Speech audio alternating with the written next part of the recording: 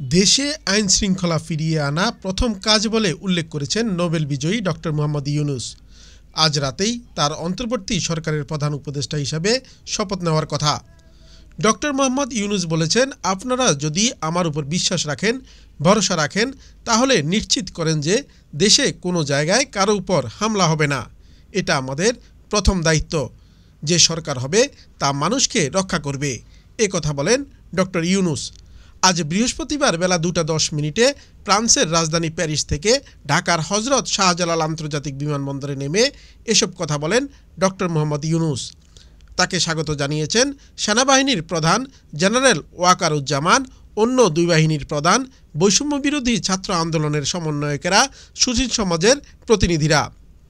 এরপর তিনি বিমানবন্দরে অপেক্ষমান গণমাধ্যমের প্রতিনিধিদের সঙ্গে কথা বলেন।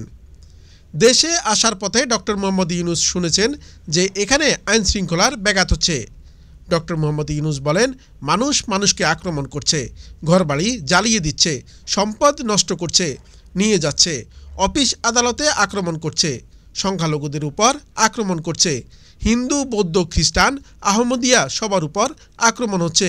এগুলো হলো ষড়যন্ত্রের অংশ, আমাদের বিষয় না। আমাদের কাজ হলো সবাইকে রক্ষা করা। প্রতিটি মানুষ আমাদের ভাই, আমাদের বোন। ডক্টর মোহাম্মদ ইউনূস বলেন, এটা যদি আমি করতে না পারি, আমার কথা যদি না শুনেন আপনারা, তাহলে আমার প্রয়োজন এখানে নাই। আমাকে বিদায় দেন। আমি কাজে থাকি, সেখানেই ব্যস্ত থাকি। যদি আমাকে প্রয়োজন মনে করেন, তাহলে আপনাদেরকে দেখাতে হবে যে আমার কথা আপনারা শোনেন। আমার কথা না শুনলে আমার কোনো প্রয়োজন নাই। আমার প্রথম কথা হলো, আপনারা বিশৃঙ্খলা থেকে দেশকে রক্ষা করেন।